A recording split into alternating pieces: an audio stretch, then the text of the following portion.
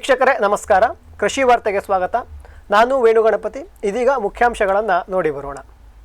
ಸಮುದ್ರ ಕಳೆಯ ಶ್ರೇಷ್ಠತಾ ಕೇಂದ್ರವಾಗಿ ಆಯ್ಕೆಯಾದ CMFRI. ಕಡಿಮೆಯಾದ ಬೆಳೆ ಕ್ಷೇತ್ರ, ಹೆಚ್ಚಿದ ಹತ್ತಿಯ ರಫ್ತು. ಸುಸ್ಥಿರ ವಾಯುಯಾನ ಇಂಧನ ತಯಾರಿಕೆಗೆ ಒಪ್ಪಂದ ಮಾಡಿಕೊಂಡ ತೆರಿ, ಪ್ರಾಜ್ ಮತ್ತು ಇಸ್ಮಾ. ಗೋಧಿಯ ದಾಸ್ತಾನು ಮಿತಿಯನ್ನು ಇನ್ನಷ್ಟು ಇಳಿಸಿದ ಕೇಂದ್ರ ಸರ್ಕಾರ. ಜಾಗತಿಕ ಕೃಷಿ ಪಾಲುದಾರಿಕೆಯನ್ನು ಬಲಗೊಳಿಸಿದ ಭಾರತ. ಸರ್ಕಾರದ ಉಗ್ರಾಣದಲ್ಲೂ ಸಹ ಕಡಿಮೆಯಾದ ಸೋಯಾಬೀನ್ ಸಂಗ್ರಹ. ಇದೀಗ ವಾರ್ತೆಗಳ ವಿವರ.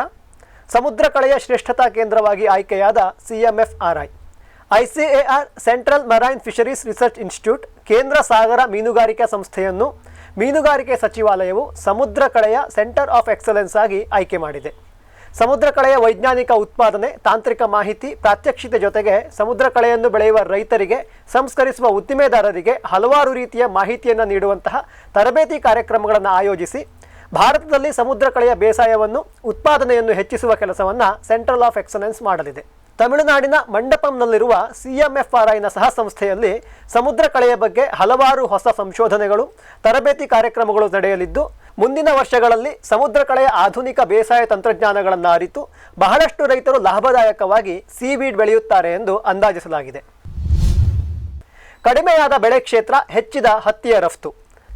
ಬೆಲೆ ಕುಸಿತ, ಕೀಟದ ಹಾವಳಿ ಮತ್ತಿತರ ಕಾರಣದಿಂದ ಈ ಬಾರಿ ಮುಂಗಾರಿನಲ್ಲಿ ಹತ್ತಿಯ ಬೆಳೆ ಕ್ಷೇತ್ರ ಕಡಿಮೆಯಾಗಿದ್ದರ ಬಗ್ಗೆ ನಮ್ಮ ಕೃಷಿ ವಾರ್ತೆಯಲ್ಲಿ ವರದಿಯಾಗಿತ್ತು. ಇದೀಗ ಹತ್ತಿಯ ರಫ್ತು, ಆಮದು ಮತ್ತು ಒಟ್ಟಾರೆ ಬಳಕೆಯ ಅಂಕಿಅಂಶ ಬಿಡುಗಡೆಯಾಗಿದ್ದು 2023-24ನೇ ಸಾಲಿನಲ್ಲಿ ಹತ್ತಿಯ ರಫ್ತು 80% ಹೆಚ್ಚಾಗಿದೆ ಎಂದು ತಿಳಿದು ಬಂದಿದೆ. ಸಾಮಾನ್ಯವಾಗಿ ಭಾರತದ ಹತ್ತಿ ವಿಯೆಟ್ನಾಂ ಮತ್ತು ಬಾಂಗ್ಲಾದೇಶಕ್ಕೆ ರಫ್ತಾಗುತ್ತದೆ. ಆ ದೇಶಗಳಿಂದ ಈ ವರ್ಷ ಉತ್ತಮ ಬೇಡಿಕೆ ಬಂದಿದ್ದರಿಂದ 2023-24ನೇ ವರ್ಷದಲ್ಲಿ 170 ಕಿಲೋಗ್ರಾಮಿನ ಸುಮಾರು 28 ಲಕ್ಷ ಹತ್ತಿ ಮೂಟೆಗಳು ಭಾರತದಿಂದ ರಫ್ತಾಗಿವೆ.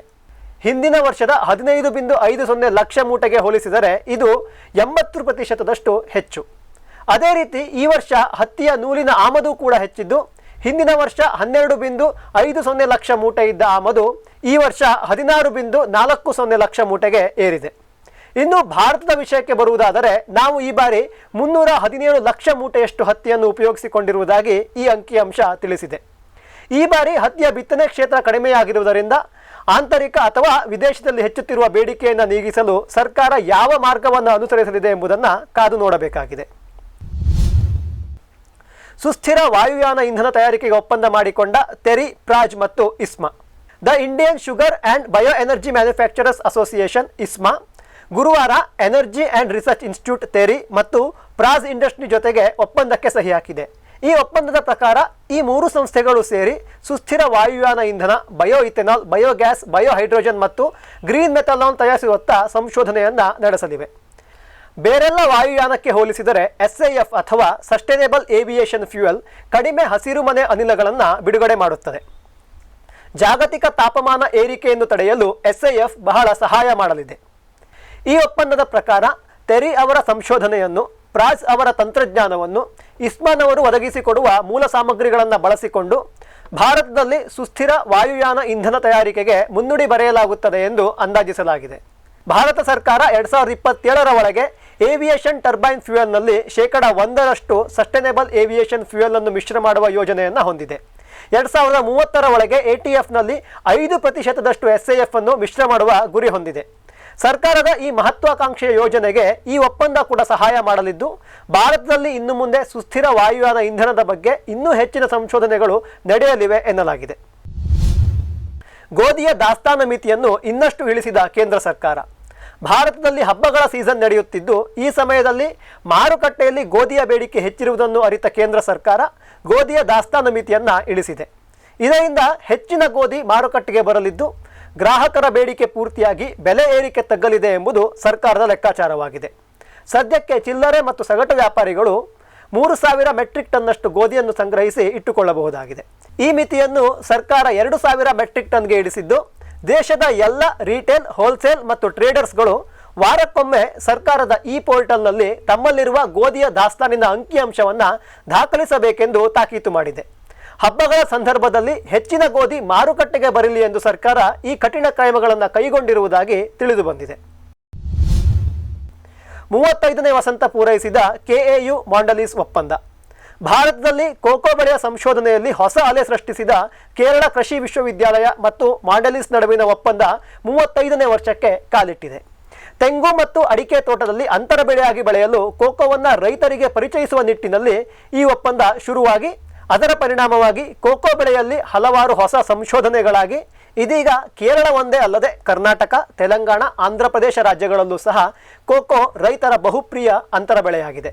ಒಪ್ಪಂದದ ಪ್ರಕಾರ ಕೋಕೋ ಬೆಳೆಯಲ್ಲಿ ನವೀನ ತಂತ್ರಜ್ಞಾನವನ್ನು ಅಭಿವೃದ್ಧಿಪಡಿಸಲು ಮಾಂಡಲೀಸ್ ಕೆಎಯುಗೆ ಧನ ಸಹಾಯ ನೀಡುತ್ತಾ ಬಂದಿದ್ದು 35 ವರ್ಷಗಳಲ್ಲಿ ಈ ಒಪ್ಪಂದದ ಭಾಗವಾಗಿ ಕೇರಳ ಕೃಷಿ ವಿಶ್ವವಿದ್ಯಾಲಯದ ವಿಜ್ಞಾನಿಗಳು ಅಧಿಕ ಇಳುವರಿ ಕೊಡುವ ಕೋಕೋ ಹೈಬ್ರಿಡ್ಗಳನ್ನು, ವೈಜ್ಞಾನಿಕ ಬೇಸಾಯ ಕ್ರಮಗಳನ್ನು, ನೂತನ ರೈತ ಸ್ನೇಹಿ ಸಂಸ್ಕರಣಾ ವಿಧಾನಗಳನ್ನು, ರೋಗ ಕೀಟ ನಿರ್ವಹಣಾ ಕ್ರಮಗಳನ್ನು ಅಭಿವೃದ್ಧಿಪಡಿಸಲು ಸಾಧ್ಯವಾಗಿದೆ.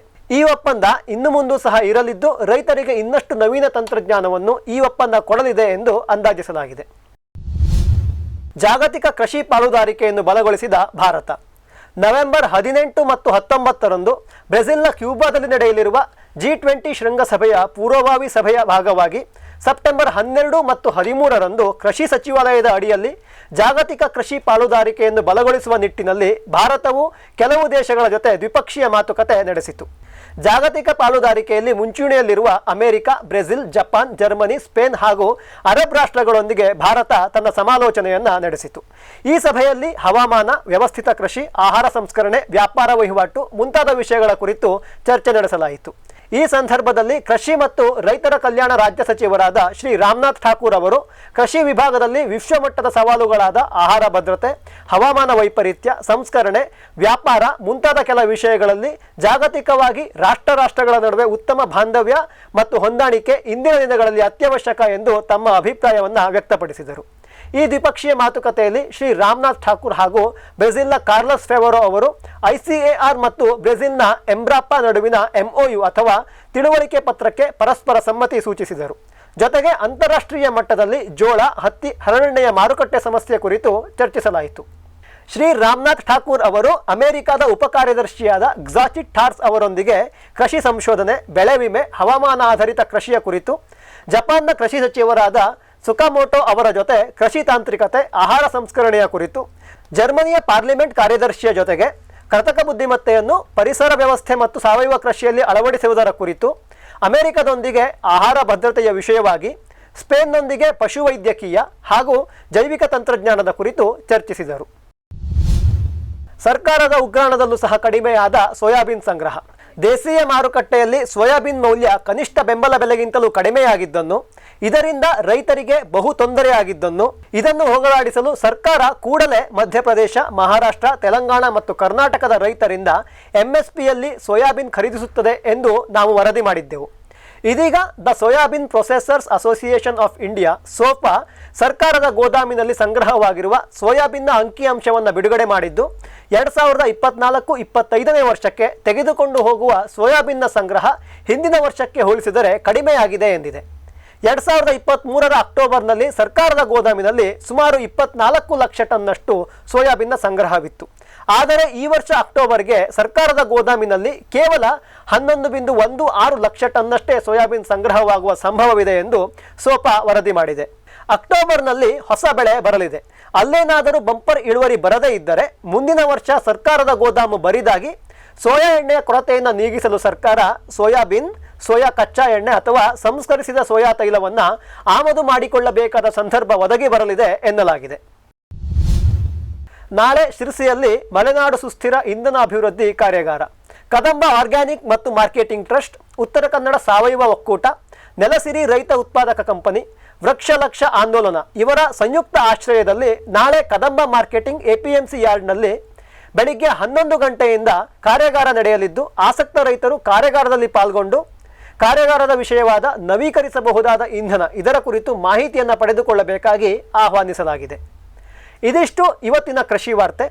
ನಿರಂತರ ಕೃಷಿ ಕಾರ್ಯಕ್ರಮಗಳನ್ನು ವೀಕ್ಷಿಸಲು ಫಾರ್ಮ್ ಟಿವಿಯನ್ನು ಹಾಕಿಕೊಳ್ಳಿ. ನಮಸ್ಕಾರ.